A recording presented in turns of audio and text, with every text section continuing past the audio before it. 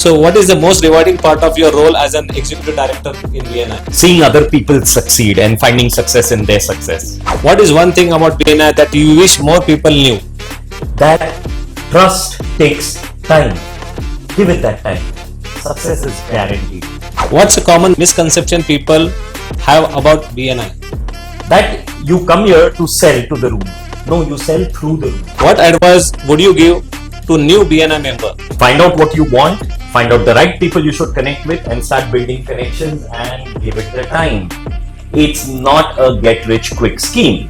How do you stay on top of networking trends? That is once again reading up, and then of course BNI, when we attend global conferences, we get ideas of what can be done more. What is your givers gains philosophy? My givers gain philosophy is that I should help others to become more successful and less lonely, and that in effect will help me grow personally. One statement to describe successful BNI member. Someone who is building the right relationships with the right people and then being able to actually create that relationship to start working together. The future of networking is easier to connect with people across the globe. It's going to have technology built in it, and it's going to basically require people to invest less time for unmeaningful things and invest time only in meaningful things.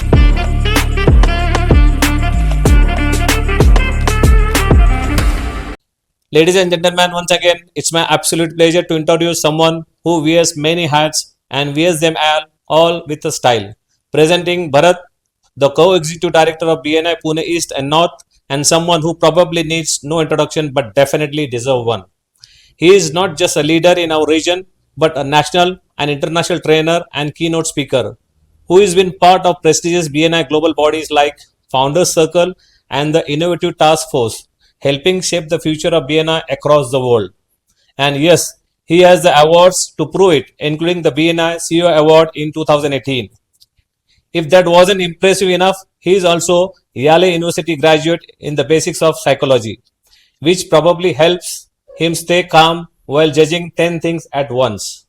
Bharat is also an accomplished author of 4 books, including an Amazon bestseller and Golden Books Jury Award winner, It Starts With You. A brilliant guide on using communication to make the right connections and reach your goals. Spoiler, the other 2 books are packed with entrepreneurship gold too. A strategy consultant, he helps companies grow with intention, not by accident.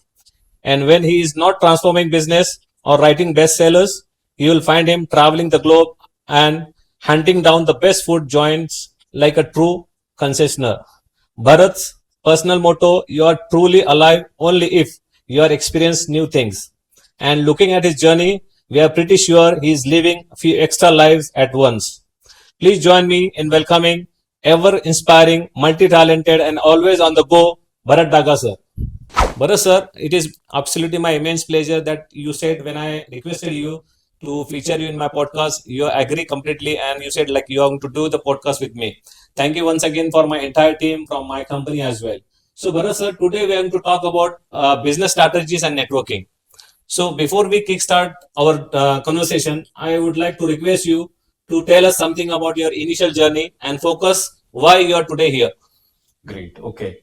So I joined my father's business as soon as I started off immediately after graduation because I thought I could learn most in a family business. Unfortunately, we had to shut that down, and I was kind of left on my own to find my own way. Right. Now, before reaching here, this is my 8th venture right now. 8th venture. So I've tried my hand at a lot of things, which started with imports and exports or representing companies for computer peripherals. Right. Also, I was involved in marketing of plastic granules, Right. representing one of our family firms. I worked with pharma consumables. I Then read that information. And most importantly, you are selling the financial institution products Yes. as well, right? So I met BNI. When I met BNI, I was into financial product sale and into financial planning as such. So as of now, how many years of experience do you have in making or preparing the business strategies? So I don't know whether I can qualify and say that I have these many years of experience, but I think every business that I started or I was a part of, you had to form the strategies to be successful or mildly successful in that. Okay. And I believe that I was doing all right in every business. And that was mainly because that there was some thought behind what am I doing, why am I doing. Now, let's say a field of financial planning. Okay. It's crowded. Right. How many there are financial planners or financial, let's say, people who are selling financial products? Yeah. Now, to stand aside or look differently, you had to plan my strategy. Right. My aim was that how could I create for customers an experience that they would map out their whole life in front of them. Right. And we developed models based on that. We had, that time there was no AI, there was no fancy models. Yes, exactly. I'm talking of close to now 20 years back. And so we were working with Excel sheets only with macros and a lot of connection between sheets. Right. And you used to enter the data manually. So we used to enter the data, which used to kind of get updated everywhere. Right. They were connected. So that was what was the best thing at that time available. And that's what I realized, that by doing that, instead of selling, it was more of solution providing. Right. And I think the marketing mantra that I've always had is anybody who needs to sell something to anybody is basically a salesperson. And I don't think any of us like to meet salespeople. We like to meet people who are solution providers. Exactly. So I have a problem. I need someone to solve it. Right. In the process, I like to get things that I need. And that's basically buying instead of selling. So people buy you rather than you sell yourself. It's a kind of a consultative selling, you mean to say? Yes, you could say edu sales, or there are lots of technical terms that we use for that. Consultative selling, edu sales, knowledge-based sales, need-based analysis sales. But I think the primary focus is over there of you're solving people's needs and pain points. Yes. Right. In fact, there is a clear this thing only that, one of the strategies that people use is, the customer journey and finding the pain point. Right. It's one of the strategy techniques used today. I didn't know it was a technique at that time. Right. But I've been doing that since I started off, I think, in business. Basically, what triggers you to become a like serial entrepreneur? So, or it was in your DNA? Like I've said, even when I introduce myself in the book, I sometimes call myself a serial killer of businesses. Right. Because I have this great desire to learn new things. Yes, exactly. This is what I have done research on you. You learn something from your grandfather and father as well. Yes. So my experience with my grandfather was of learning. I joined his business after my father's business, which nobody else was ready to join. And that's where I learned a lot of things also. From my father, I basically, I went into the business and then he moved on because he used to look after large businesses. And this was a small unit we had.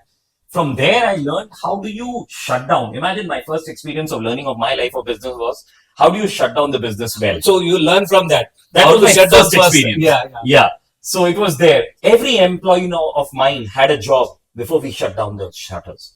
Wow. So what I learned was that, these were the people who were actually, their blessings were with me. Right. Instead of their curses that, he shut us down. Yeah, because they started from worst scenario in the businesses. Yes. And, I learned negotiation. I learned, how to keep your cool under pressure. Right. So that is where I learned. Now, when you start from the lowest level, you're not scared of starting because you can go up only. There's no down. True. More down. You've already reached. From there, then I've entered my grandfather's business. Now, over there, what I learned was, I still remember, I learned customer trust over there. So it was a different kind of business. Every 2 months, we used to meet the customers. Right. And one of the things I used to do was, customers used to say, you're the only person who does this in cloth sales. I was in textile cloth sales, and we used to do advance booking for 2 months. And I used to tell the customer, could you give me your keys of your godown? Really? And I used to actually take the godown keys and go into the godown. And over there, I used to see what is running out of stock. from what I've sold to him or of different varieties I had. Right. And I would actually kind of fill up the order form and go to him and I said, these are the order you need to do. And he said, but how do you know? I might not need this. I said, look, I know you sell this. Either you'll sell it of my company or you're going to sell it of some other company. So I don't give you this thing of anybody else to step in. Right. So there was that trust. And I was very clear that in case if it doesn't get sold, in case if there's a problem, I'll help you clear it off. Right. So once again, it was something where they thought that actually we were working together with them. And then I moved on to industrial sales. So industrial sales, I learned a lot of other things. I can keep working on it. Everywhere the strategy was different. Right. So I remember when I went into sales of plastic granules, I was selling LLDP. LLDP. What's that LLDP? So LLDP is a plastic granule that you put in to make all these products. Plastic products. Polyethylene. So it's a kind of a polyethylene. Achha. Now I was doing of ICI Plastics Australia. My company, some of my relatives had that, and I was representing them there. Okay. The clients I was working with was Syntex, Neel Kamal, National. All these are companies doing there, even including Tetra Pak. Right. So these are the kind of companies that we were working with actually. They were really huge. Besides a lot of the companies which were making woven sacks, some very big woven sacks manufacturers. Right. And people who was having a capacity of only 64 tons per month, they were also importing a container worth 16 tons. Oh. Now, I'm not a technical person. I'm a BCom. You're purely into sales and marketing. So, or rather, I would say, sales and marketing sounds very marketing person. I would rather say I'm a solution finder. Oh, right. This is that's a strategy that I have. So, actually, I used to go, I had requested that can I have bags of this material with me. Okay. I had imported a few bags at my cost and kept them in my house. Actually, I didn't have an office or a godown at that time. It was again restarting from zero. And I used to carry it in my car with me. And when I used to go over there, I used to take out a bag of 50 kgs and said, can you try this so that you find out what's the benefit? Right. And I would stand with the operator on the machine and find out what's happening. And he used to say that, yes, because of this, I can use lesser material, I get better tensile strength, breakages are lesser, so losses are lesser, lost time is lesser. So on the ground itself, you're realizing your material is whether worth or not. Yes, and so the cost benefit analysis is where we took out. Yes. So what we found again was now, if you work with strategy, I found a blue ocean. Exactly. That's where they were. It was crowded in the space where there was cost. But how long it is sustainable to play into the blue ocean? So blue ocean doesn't remain blue forever. Yeah, you have to keep. A lot of new entrants are coming into the market, and they will try to spoil and try to kill your business by another strategies. And which is always there, but you can always evolve. So if you look at it from the point of view of disruptive innovation, Technology what I call or there's a strategy called disruptive innovation lens. Right. So when you're talking of disruptive innovation lens, what you're talking about is three things actually that you look at. One is what market is underserved. Okay, it's not as yet served. Or what market is overserved. Okay. Now when it's overserved, you're going to play the volume and the price game. Right. When it's underserved, you're going to play the innovation game. Yeah. So you're going to play new product differentiation, product penetration and all. Yes, product penetration is a part of, I think, both, as you rightly pointed out. But it's more of, there's a separate need which is unmet. It's all about demand and supply in the market. Wherein we can play with the price, where we can do the innovation in our product itself. 100% right. And it's with unmet needs. Right. But sir, I do remember on the other platform, you were saying one very good story about you and your grandfather. You were going somewhere to Nariman Point. Yes. In between, your father said you sat down on the bus station. Yes. So that is to do with networking, right? So, in BNI, we have a saying called giver's gain. Right. So I believe giver's gain was taught to me many years back, even by my grandfather. Right. So, this is an ode to my grandfather. My grandfather, when he was alive, had made something called a living trust. Living trust, yeah. And, he used to live at Altamont Road. Now, this is where Ambanis have their house. So, he had a flat over there. We used to live over there. And he had an office at Nariman Point. Nariman. Now, we all know Nariman Point is where So, do you remember that year actually? Which year you're talking about? No, I think It's a long time back. Because That's all I can say. why I'm It's asking about this question? 35 years back. Yeah, because Maybe. why I I'm was, asking this question, because I remember very well when I started my career. I started my career from Bombay itself.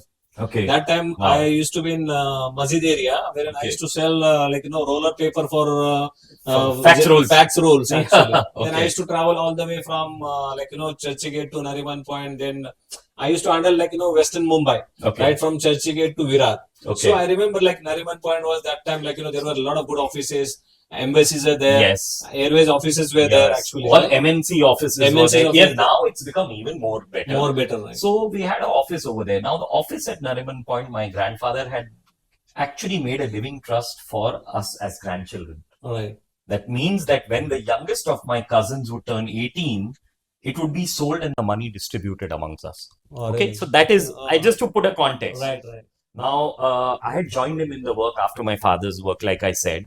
So I'd gone, I was living at his house, and one day he said, okay, let's go to office. So I said, okay. So we got out of the building, we started walking. So I thought maybe he's finding a Taxi and all. So I started walking with him.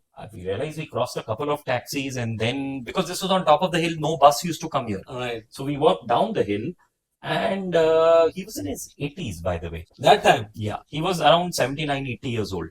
Still workaholic that Yes, age. he used to go to work forever. I mean, he worked. I know him working till almost close to 90, 92 years till he moved to So Pune. you're carry forwarding your No, I'm not grandfather's that, legacy. I'm not that old. I just look that old. So yeah, so it was that we went and stood at the bus stand. Okay. So I was like, I don't know, maybe there's something. And then the bus came and he said, let's go, and we climbed the bus. And there was a place reserved for senior citizens. So we actually were sitting with that senior citizens. And he said, you can also sit. I was sitting there. So then I asked him, Dadaji, why are we traveling by bus? So he immediately said, oh, I'm sorry. I didn't think, are you uncomfortable? Let's get down and take a taxi. I said, no, if you can do it, I can do it. Yes. But what I don't understand is we have our residence at Altamount Road. We have an office at Nariman Point. And why are we traveling by a bus? So he simply said, you know what?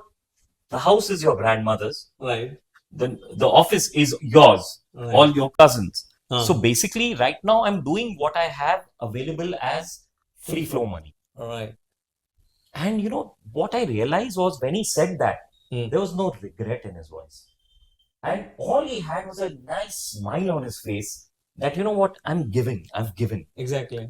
He wanted to give a learnings to you actually. More than that, he was okay with giving, and that's giver's gain. That's how when we talk of giver's gain, we think consciously giving and then noticing I've given.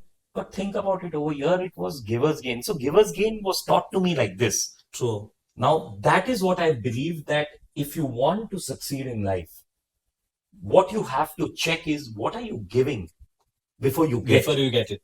Whether it is whichever business. Right. If you can find out, can I give enough so that others can value it, their value goes up, so that they would be more than happy to give to me. And that's basically what I've used all my life. So overall, what do you want to say about your journey? It's fantastic. So let me put it this way. I've enjoyed every moment of it. True. Lots of learning, and every time there was learning, it gives me a high. So kept learning new things.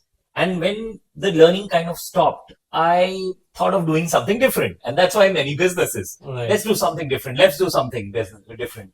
Now for 17 years, I am into BNI.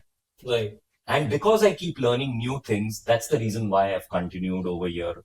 Because for me, learning is very, very important.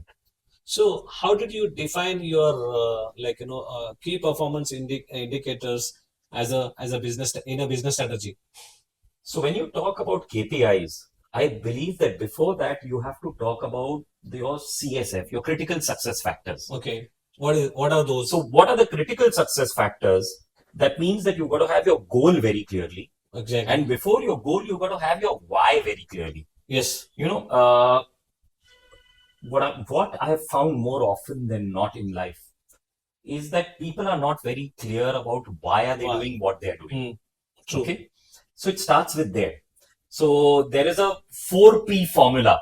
Part of it is BNI. Okay. What they taught me. So, you start any business because you're very passionate about something, you have the passion. True. Okay. Now, because of passion, you start growing your business. Now, when you grow your business, you need to add a lot of people to it. That's the only way you can grow. You cannot grow yourself beyond a certain point. You're going to get, not be able to work that much things. Right. So people you'll add. So the next P is people. People. So the right-minded people. Now, the first set of people that you'll add will be people who are kind of connected with you, who are passionate like you. Right. But then as you keep growing, there'll be people who won't be as passionate as they were in the beginning. Before, yeah. Because your organization size keeps going. And that's where processes have to be put in place.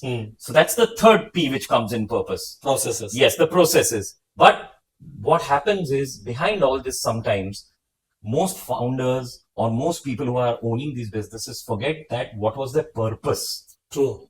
And if you want to sustain, because every business is going to go through business cycles, it's going to go up, go down. Exactly. And that means that if your purpose is clear, you can survive your down periods so that you can rise up again. Because you're going to work knowing that this is something that I'm comfortable with. Exactly. This is something which I'm okay with. So that's the 4 P's that I keep in mind always. It's passion, people, process, and underlying all of this is your purpose. Purpose. So, if your purpose is clear, then you can achieve. So then you will decide what is your actual critical success factors and what is your driving critical success factor, DCSF. Right. People only talk of CSF, but there's a DCSF. What's your driving? The driving is my purpose. My purpose is that my journey as a business owner was that it was very lonely. So I don't want business owners to be lonely ever. Yeah. I want them to have people around them. I want people to work together. I want them to feel that, I have a support system. Exactly. As business owners, we have a very lonely journey. Yes. And if you have a support system team, not only of employees, but people who are supporting you, who can give you ideas, that's where you start, your journey can become a little less lonely. True. And that's my driving critical success factor. And then every critical success factor works behind that. I've changed from marketing solely to getting towards strategy for that reason. Plus, it's helped me work that why do I do what do I do with everything. Right. So journeys have been changing, but the thought process has always been one, how can I help people get more out of life? Right. What are the unique challenges that you can see in coming next to 3 to 5 years time? So if you see the world today, there are many changes happening. Okay. True. So this is going to be a perpetual process. Change is a constant, I think. But right now, I think a couple of things that are very important for people to understand is one, AI, which we all talk about. True. So we will need to know how we can use it, work with it. And we have to adopt this technology. Yes. We've got to actually find ways how it can cut costs or increase productivity. So that's what it is. It's a productivity tool. Right. So that's first. The second, this thing is going to be the world, though has become smaller. So globalization is now a part of it. Right. Though right now, somehow nationalism has become very big thanks to what's happening just when we are recording this, which will not remain forever. True. So it is going to work out where it is going to be easier for people to connect. The third change is, like it or not, we are getting into something called the hybrid mode.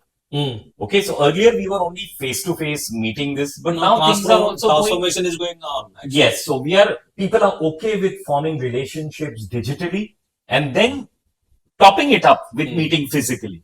Earlier it wasn't there. So out of all, what would be the unique challenge for you, in next 2 to 3 years time? With respect, unique challenge. So for me, it would be different.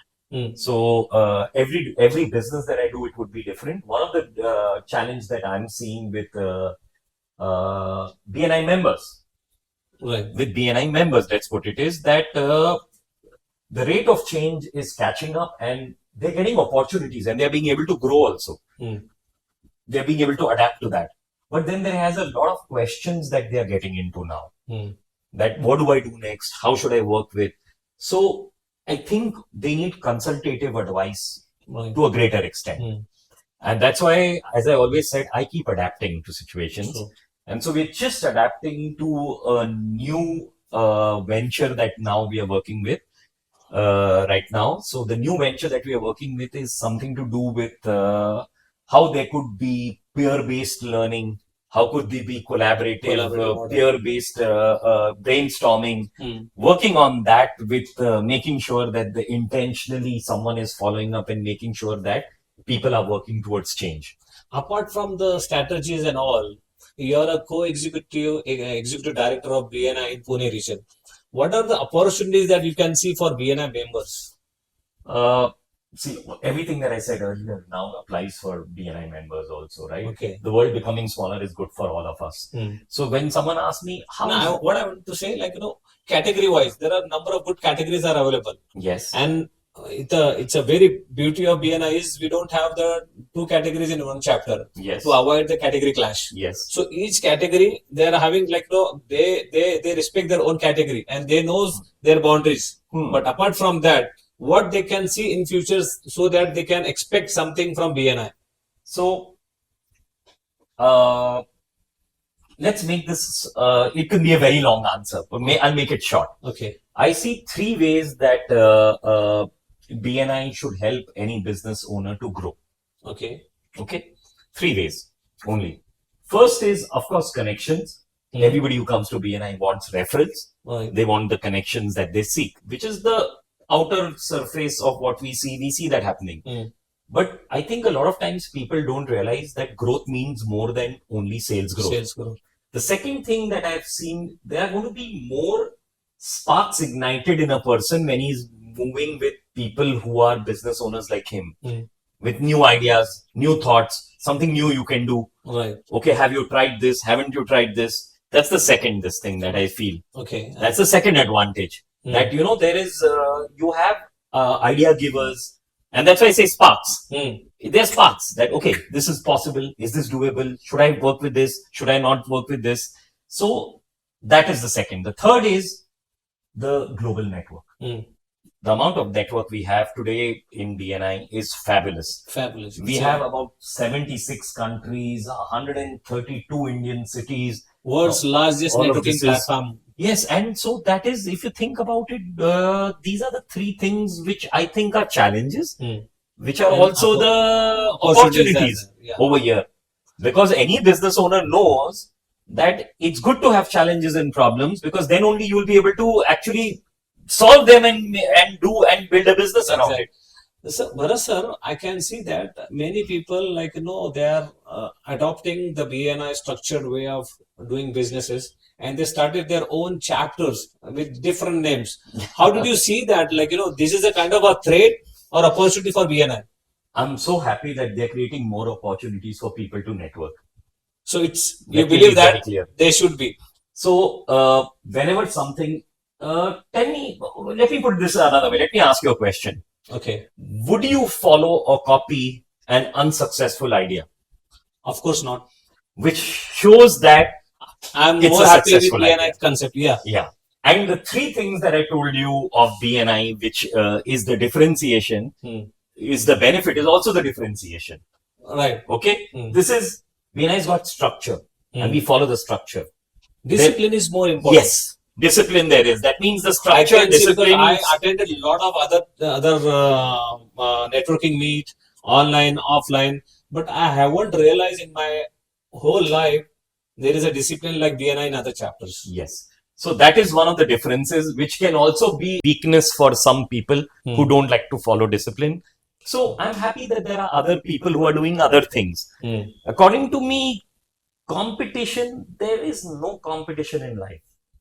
If you know what you're providing and that you're providing that with complete thought, basically आप दिल से अगर कुछ कर रहे हो और दिल से आप किसी का भला करना चाहते हो, so definitely God is with you. तो सारी कायनात मिलके आपको सपोर्ट करती है, वो सब पिक्चरों के डायलॉग लगते हैं. But if you think about it, जिंदगी ऐसी है ना, अगर मैं क्लियर हूं कि मुझे क्यों हेल्प करना है और किसको हेल्प करना है, तो automatically other people if they helping and if I feel that ये क्यों कर रहे हैं, it's not fair, right? And any human being actually should be a part of 3 organizations. They should be members of 3 organizations. What are those? I'm serious about this. People always say that, how can you talk about when you should say you should only be a part of BNI? No. you should be a part of 3 organizations if you want to be a good networker. I'm a network trainer also, besides only being BNI networking, right? First, you need to be a part of your learning organization. So basically, if you're a coaches, this thing, so some forum where coaches get together, some forum where trainers get together, so that you learn from each other. So, different engineers associations, architects associations. There are a lot of platforms are available in India right now, because I am being recently certified as an independent director. I can see now how the corporate governance is going on, and there are a lot of associations or organizations. They are doing offline, online, networking kind of systems. Yes. That is board stewardship in Mumbai. Yes. Then Indian directors organizations. Yes. All India Chambers and Commerce of Industry, they are all doing their fabulous job. So the first, as I said, should be something where you keep learning and you meet people from your own industry. Right. The second organization should be a giving organization. That means community based. So either a part of your community or Lions, Rotary. So that what happens is that you learn to give. You learn to also contribute back. Right. And the third should be a structured networking organization. BNI comes in the third one, the structured networking organization. Because if you are part of such 3 kind of organizations, you can leverage your network, learning and growth better. Right. The problem is people want to join 3 networking organizations, but not want to join the other kind. So it's only about meeting people, a lot of people, but it's not with a clear strategy. Right. Okay. There are limited amount of relationships we can maintain. So they go into networking with the thought process of prospecting and sales. Right. And they get limited success. Because of that. Because they aren't thinking in terms of building networks, building relationships, making sure that other people and you grow together as one team. And so that's my take on, why you should always have 3 organizations to learn something. So my next question would be, as you are a serial entrepreneur and you have been to many businesses up and down you have seen in your life, but what is your philosophy on collaboration or competition? Once again, our founder is also written on it, and I've been talking about this. Dr. Ivan Meisner, you're talking about. Okay. And I've been talking about this since ages also before that, we've been going through different changes. So earlier, there was this universe of competition. So I'm talking of, let's say, in the 1940s, this area of competition started. People want to compete, become the biggest, become the best, become the most, biggest organization. So there was competition at that time. Somewhere around the 1990s, this changed into collaboration. Okay. People growing together. Even advertisements had 2 products being featured together and stuff like that. So people started into collaboration. So there was it's called how the Caesar movie. So the first was competition, then came collaboration. I think even collaboration today, though it works, is something which is a little less than the third C. Okay. Which is co-creation. Okay. People actually create businesses together. If you see the successes of business,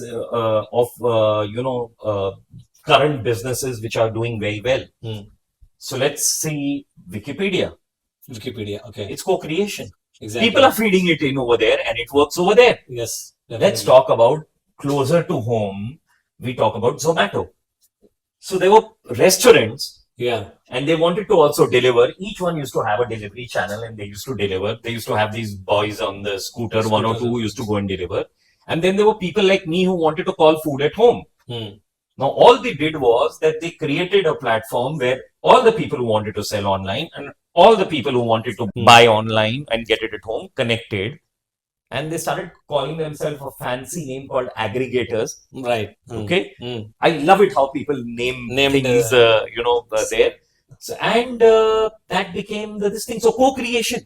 True. Again, co-creation. So now the era is for co-creation. So I think that we are getting into the co-creation space. So we are already there. We are already working. Co-creation is creating these super valuations today.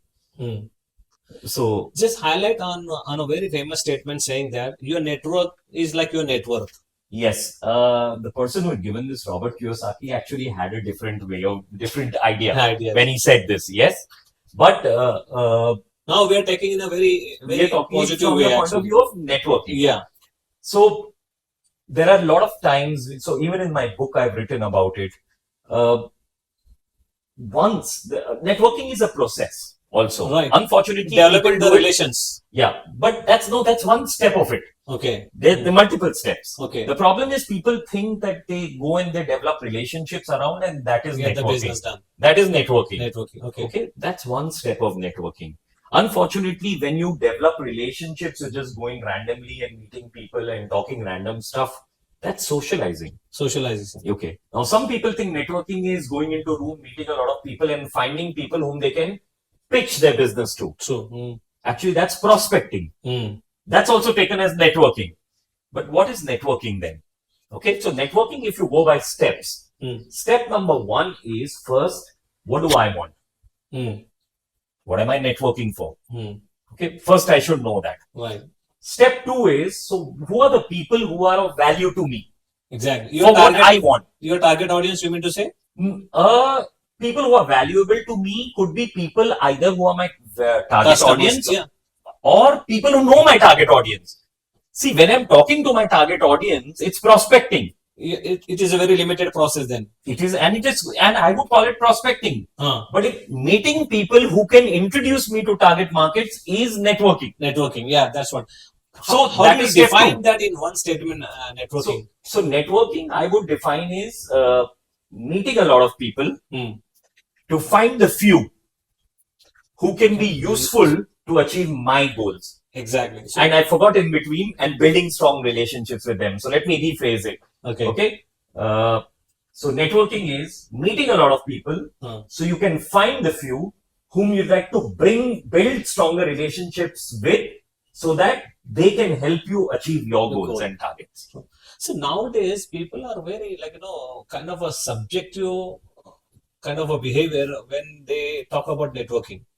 So they think that networking means I have to go and pitch my product, close the deal, and finish. And that's prospecting, or that's a sales process. That's not networking. Yeah. So networking. So apart from that, what would be the exact thing that beyond client getting a client?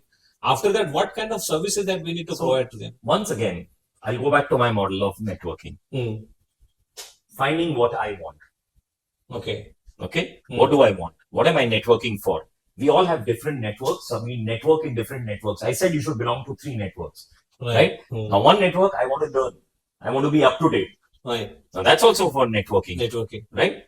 Knowledge-based networks we create around us. Learning process. Yes. The second is networks which can get me connected to where I want to get connected. So, sales-based networks. Okay. Or referral-based networks. The third is also growth-based networks, where people will give me ideas. People will work with me. One of the places where you think you can do that is look up the alternative board. Right. That's one of the projects that I'm working on right now. And over there, if you think about it, that's what people do, where people give me ideas of the challenges I'm going through, so that I can actually get some different solutions and then pick one to work with. Right. And then someone guides me to work through that solution. So that's one of the ways. So that's the first thing. Why am I networking? Half the people don't know that. And if you know that, then once again, whom do I have to network with for that? So obviously, if I want knowledge, then people who have that knowledge, or people who know those people who have that knowledge, so that they can get me connected, right? And if it's for referrals, it goes the same way, right? But people in BNI, we work more with referrals, so that's why referral seems to be. The third is, where can I find these people? So I have to insert myself over there. Right. The fourth is, I need to build relationships with them. And there would be different referral or relationship strategies that I need to build with them based on what do I want to connect with them for. Right. Most of the times when it's a very matlabi relationship building, I need something for you, so I build a relationship with you.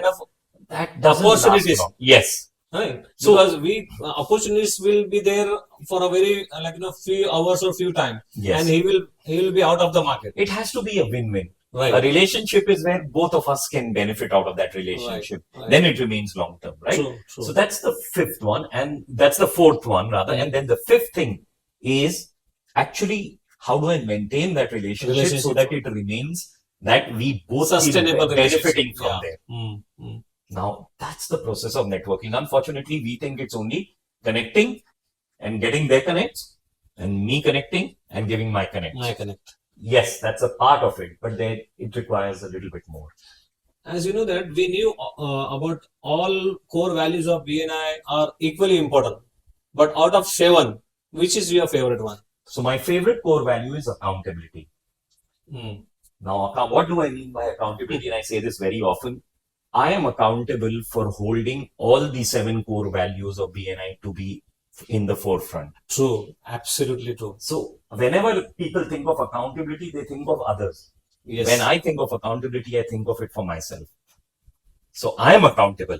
So accountability is my favorite core value because, as I said, there are enough opportunities available in the world today. There are enough ways of growing. There are enough people you can connect with. There are enough ways of connecting with people. But you should if you don't know how to hold yourself accountable of what am I doing, it's easy to spend time. Some people are accountable by watching reels for 2 hours every day. Yes. Okay. So that's their accountability. So if you're accountable, you're able to, I think, work with what am I doing? Am I doing the right thing for what I want to go? Where do I want to go? What do I want to achieve? Right. That's the idea of So what is your key project as of now you're involved in? Working with? Yes. So of course, BNI is one of the forever it's going to be something till I'm a part of BNI. It is always going to be something where I would like to impact more people. More people. Yes. But at the same time, BNI is helpful in impacting business owners and providing opportunities for them. But sometimes what we have found is opportunities to be actually taken to the next level requires a little bit of transformation. And so the next project that I'm working on, as I've already said, is about how do they transform themselves to avail of these opportunities. And we're doing that through an organization called the Alternative Board. I'm repeating it. Where it's a whole process of how we could help people. So you're setting down all SOPs over there. So everything is set. The only thing is I'm starting it off. I'm just going slow, getting to understand it and working with like-minded people and connecting with like-minded people to work with. So I'm currently building how do we work with that. Atul Joglekar, my partner, and me have started this new venture which builds on BNI, which is able to take people to the next level. So what we saw was that a lot of people in BNI have come, they've grown, they've liked what they've got, but at one point of time they are into a place where they can't scale up anymore, or they're stuck with a challenge which they can't solve over there, or a lot of them need to leave BNI that I have too much work, or I don't know how to handle work. And that hurts because when people join BNI to grow, we'd like them to continue the journey of growth.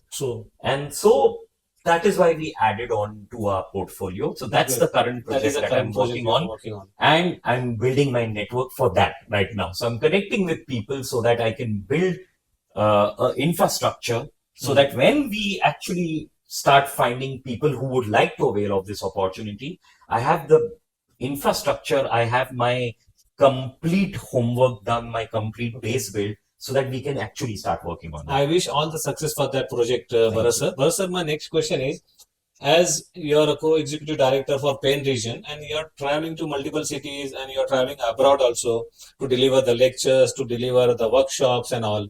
So did you like to deliver the lectures as a keynote speaker, or you would like to have the question and answer session wherein you are interacting face to face with the people? So both. You need both. So, which is challenging one for you? Challenging is always, see, when there is interaction, it's very simple to keep people's attention. But when it's a one-way talk, it's more difficult to keep people's attention. That's what. And so at that time, I feel it's not more challenging, but you need to have a different skill set. Both require different skill sets. Actually, people think that, giving a keynote or giving a training, I think there are different levels of training also. Training is where you're delivering things. Workshop is when people are working with you and you're delivering it. Beyond that, there is also facilitation, where you're just giving thoughts, sparks, and they work with it. They work with you. And they have to work on it, and they are in between them being able to find solutions. And another level on top of that is masterminding, where you're bringing people in together and they are like masterminds helping each other to grow their business. Right. So there are different levels. Somehow people think that everything is one. It's not one. Is what I have found as a speaker, trainer, author, coach, and consultant. You reminded me very well things actually, because usually in the market itself, there are a lot of good professionals. They are thinking that sales and marketing is one. How did you differentiate between? This is the in between question I'm asking you. Sorry, because you just reminded me. So yes, most of the people that thinking that sales and marketing is one only. So this is out of syllabus. Yeah. So as we all know, I mean, Philip Kotler, if you read his book, you know, marketing, about, so a process of marketing is sales. Right. Marketing is bigger. Marketing goes with, again, it starts from the 5 P's, you know. So product, price, person, who's going to buy it, the people, the place, and then finally the promotion. Or how do I reach them? So all 5 are a part of marketing.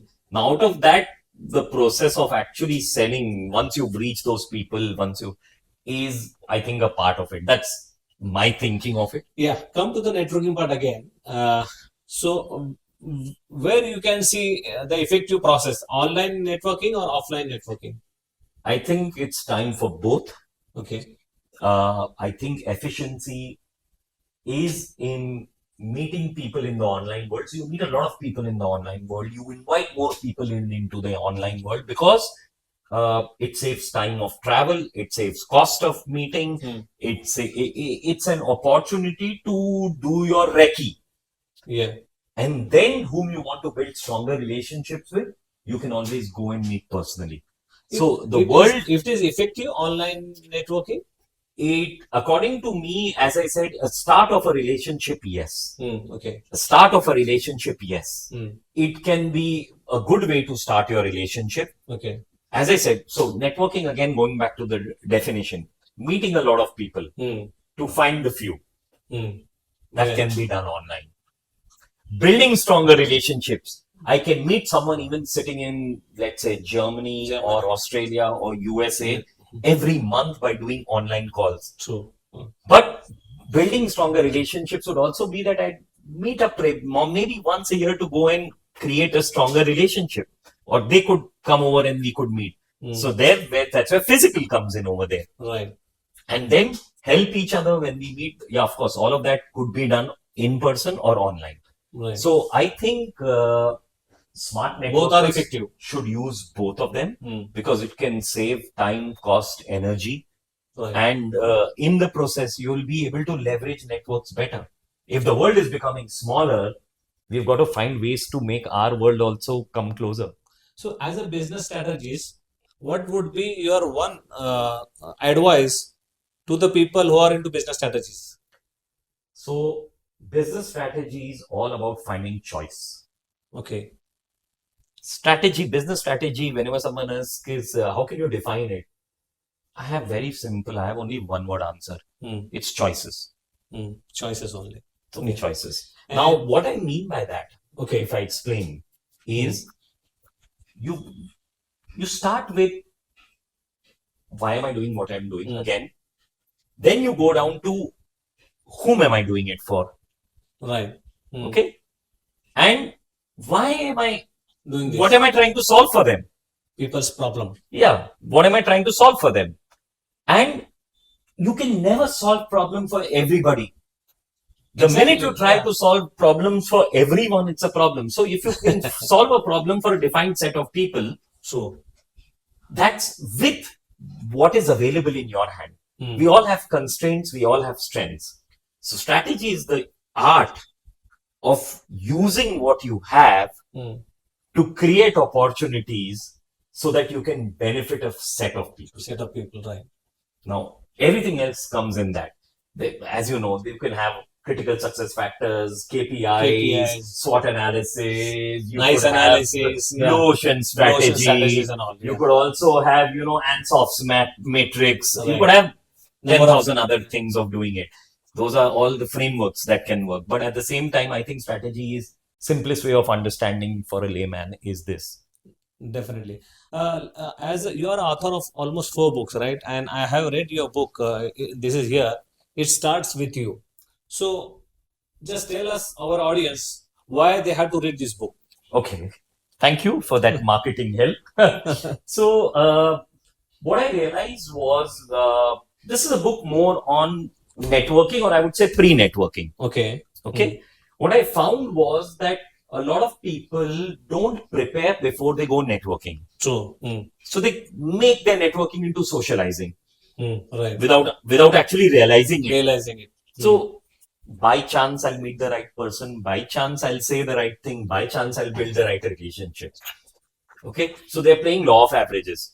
Okay. But every game, the idea is how do I improve my law of averages, right? Right. A good business, every business is law of averages. Exactly. But a good business knows how to leverage law of averages to be able to achieve more with less. Exactly. Now it's the same. So the book was written with the idea of what do you want to work on yourself before you actually meet other people. It's a kind of a self-assessment. Yes. So there are 14 exercises in the book. I have read this book actually. Yes, which starts with why, your why. And it goes with then your communication. You have to identify why in yourself. Yes. Your why is always yours. So my why I could identify. It took me a long time to realize that what helps me, never give up is the fact that I want no business owners to be left alone. Exactly. Because that's my journey of my life. When my business was not doing well, I didn't want to tell anybody about it, right? Exactly. You go and tell relatives ki my business is not doing well. You tell your friends that abhi to, you know what, I don't have money to spend. I'm not successful. Never. And so what happens is you're left all alone. Yeah, exactly. But you will be isolated actually. Yeah. You're suffering by yourself, and who suffers is your family. Exactly. In the process. Your immediate family members actually. They suffer. And you're kind of thinking, and that I've gone through that. And that's the reason why I think it started off with actually. And so if you go step by step, the book actually takes you to step, so that you're ready when you're talking. So it talks of a lot of concepts, which is, what is your scary, audacious vision? So SAV, you tell your SAV to a few set of people, but they help you achieve. For example, my scary, audacious vision, when I wrote this book, now this book is also COVID time book, so it's been almost 5 years. 5 years now. At that time, and this is a #1 selling book on Amazon. It was the #1 seller at that time. I'm surprised, why BNI member until now they didn't have this book. Because unless and until if you don't find why in yourself, you are not going to be a good networker. So please buy this book first. Go page by page. You'll understand. You'll identify why in yourself. So thank you very much once again. Thank you for that for me again. And so it helped me, at that time. So my scary, audacious vision was actually that I want to talk in front of 5,000 people. Okay. For a day, helping them able to achieve much more in life. And not in India, outside India. Right. Okay. So I tell a few people about this. Okay. And some people take me up. I've already reached talking in front of 3,000 people in India. Somebody had heard me and he said, there's this opportunity, Bharat. I would love for you to take it because you would do that. So that's how. So, but do you know what you want? Exactly. Have you told that to someone? You don't tell this to the whole world because they won't care. But you will tell it to some people who care about you. You build that and they'll say, okay, let me help you get there. So that's what networking is all about. True. So that's the idea. Exactly. Bharat sir, I just wanted to ask you one more question about BNI. How differently you can do Pen region apart from the rest of the India? How is our region different from the rest of India? You want to do differently from rest of India? So one of the biggest benefits of BNI is that again it's structured. There is a process. Okay, I am getting to what I'm trying to say. So what I'm trying to say is that I don't think I want to do anything different compared to the structure and process. Okay. Because it's a proven structure and process which works across 41 years of BNI. It's being refined and it's working that. Now the only thing that I would want for sure is how can every person who joins this community is actually able to get some success out of it.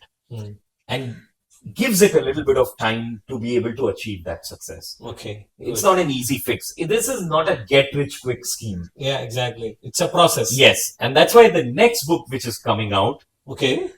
is Networking is a Marathon, Not a Sprint. Oh, That's the right. name of the book. Oh, It's actually under editing. It should be released at the BNI Global Convention, which should be in November. We hope to have got it all ready. so you are the sole author for this No, book? so I am lucky and I'm privileged that I could do this book with our founder of BNI, Dr. Ivan Meisner. Wow. He's known as the father of modern day networking, and imagine if I had an opportunity to do it with him.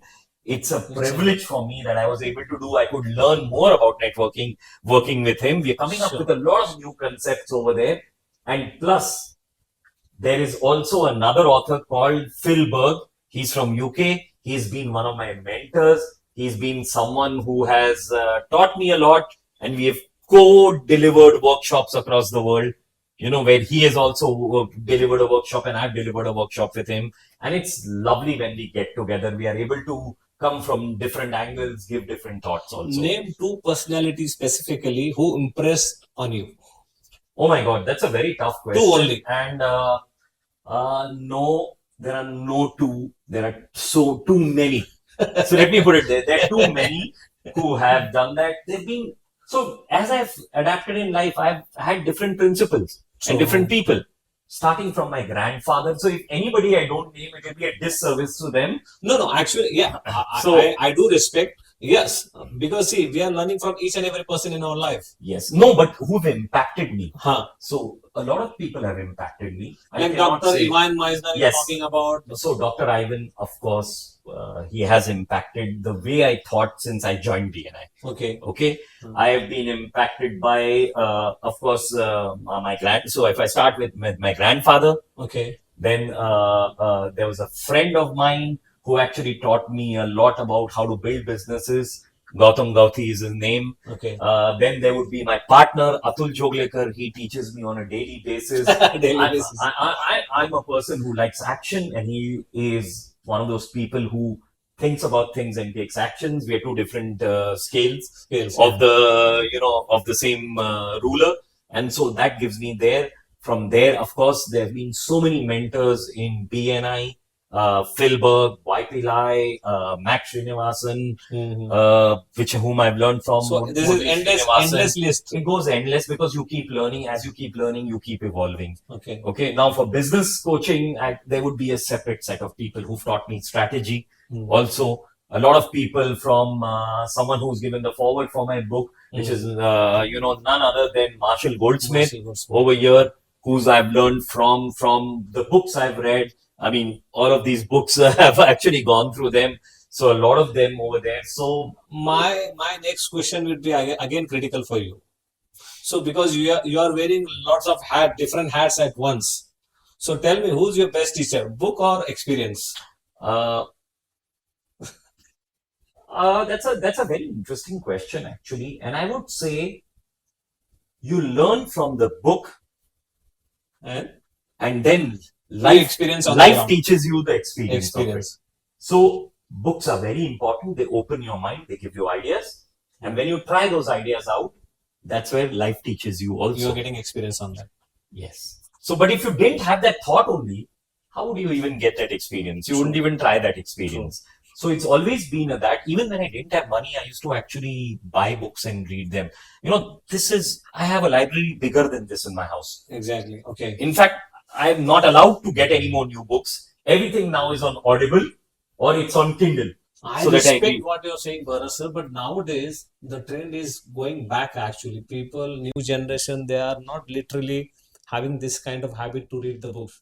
As I know that, many famous personalities across the globe, they have one thing in common, that they read the book. They read the book. They read the book. If I'm going to take one good example about Shah Rukh Khan, in his home, he has almost 40,000 books. Wow. And people just imagine, so busy actor in the whole world, how did he spare the time to read the book?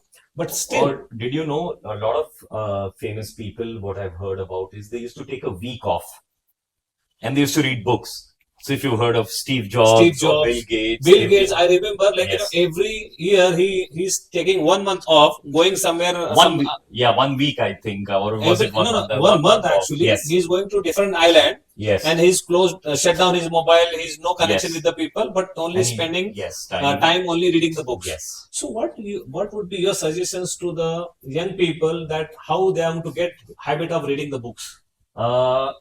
So I'm one of those people who is very liberal. Hmm. So I will not tell you that if you're not reading books, you're doing something wrong. But you have to keep upgrading your knowledge. Now, there are many means of doing that. People read online. Right. There's Audible. You can hear a book. So you can do it in that. So depending on what you are, or you can learn through reels also. Exactly. But normally what I love doing is that I like reading because I'm maybe old fashioned. From the book, you are going to get authentic knowledge, Yes, actually. yes. And once you know a good thing about what is good about this, now let's say you think that, wow, it starts with you, I want to get knowledge of that, but who's going to read that thing?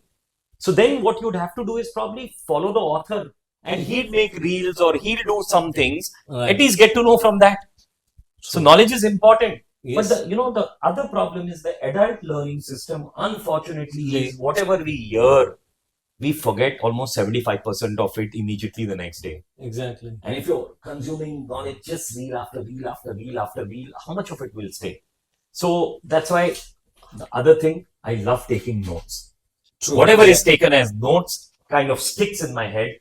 Whenever you ask a question, there's something where I've taken a note of something in my book. So that I remember. One very precise message to young audience to avoid unnecessary things to watch, rather to read the book. So, I just said this in a college where I got a chance to talk. I went back to my alma mater after almost, I don't know how many, 25 years. IMDR is where I did my part-time MDBA or MDA from. Okay, and then I was invited again. And I told a lot of people over there must be counterintuitive. But first find out what you want to do. Start doing that. Okay. And then find where the knowledge of that is there. And get that information, read about it, think about it, talk about it, and start putting it in practice. Good. That's because knowledge is available at your fingertips right now. Yeah. But there's too much knowledge. And too much knowledge gets you knowledge blind. You don't understand what is useful. So what do you need? When I went back, it's written Yale University. I did a course for basics of psychology. Now, why did I do it? Is because I was in the people's business. You have 2,000 members right now. And you need to understand the psychology. I need to understand how I can impact them, because it's not only I might want to give the best, but they might not think that what I'm giving is the best. So I have to talk to them in their language or what they. So that's where I wanted to learn that new thing. Do it. And when you're doing it, keep learning about it so that you will actually start doing it better. Being an entrepreneur, one advice to all startup people and business owners. It's all about solving a need. It's all about solving a need. It's not about valuations. You will get your valuations when you're solving people's need and then finding a way of solving many more people's need. So when people talk about, startups, they come up with great ideas. Okay. Idea is good. The next thing you got to think about is how is it deliverable or executable? And then for whom is it there and how many people can you impact with that?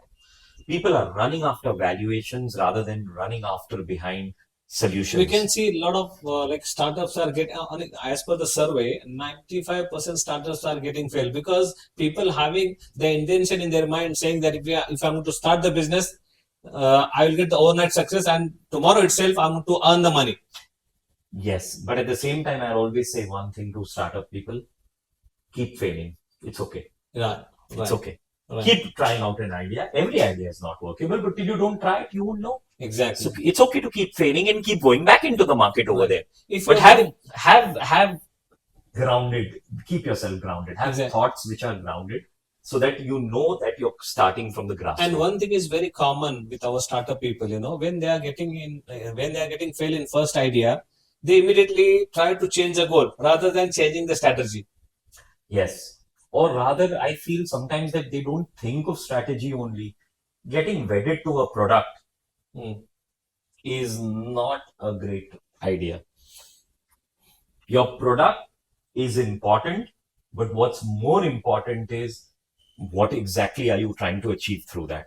Exactly. So it's always good to be able to pivot, find what is it going to be useful, and if it's not something which you see is adding value right now, you can always shelve it. There are a lot of questions are coming in my mind, Bharat sir, But but the time time is is pressing here. actually. So one good message to all BNI members across the world.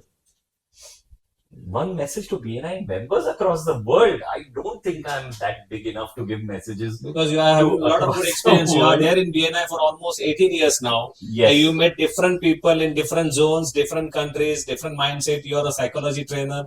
You done your diploma in psychology as well. So yes, you might have a lot of good things that you receive from the BNI members. So out of that, refine in one statement only. It's all about finding the right people and then building relationships with them. After knowing why are you building that relationship with them. That's what networking is all about. So finally, we are going to go for last round. That is quick fire round. Okay. So I'm going to ask you 10 questions. Oh my God. So I need specific answer for 10 questions from you. Wow. Okay. So what is the most rewarding part of your role as an executive director in BNI? Seeing other people succeed and finding success in their success. Okay. What is one thing about BNI that you wish more people knew? That trust takes time. Give it that time. Success is guaranteed. What's a common misconception people have about BNI? That you come here to sell to the room. No, you sell through the room. Exactly. What advice would you give to new BNI member? Find out what you want, find out the right people you should connect with, and start building connections and give it the time. It's not a get rich quick scheme. What is the best networking tip you have ever received? The best networking tip that I've ever received, oh my God, that's a tough one. There are so many that it's difficult to pinpoint on one. But Building ecosystem? so actually, there are two parts to it. One is the person who's getting networking done, and the other part is as a networker. So it becomes difficult to answer that. Let's go to the next one. No problem. How do you stay on top of networking trends? That is again, once again, reading up, and then of course BNI. When we attend global conferences, we get ideas of what can be done more. What is your giver's gains philosophy? My giver's gain philosophy is that I should help others to become more successful and less lonely, and that in effect will help me grow. What is your BNI favorite core value? So all seven are important, but for me, accountability holds most value because I am accountable for making sure that all the values of BNI are practiced. In-person meeting or online meeting? Both. It's the world of hybrid.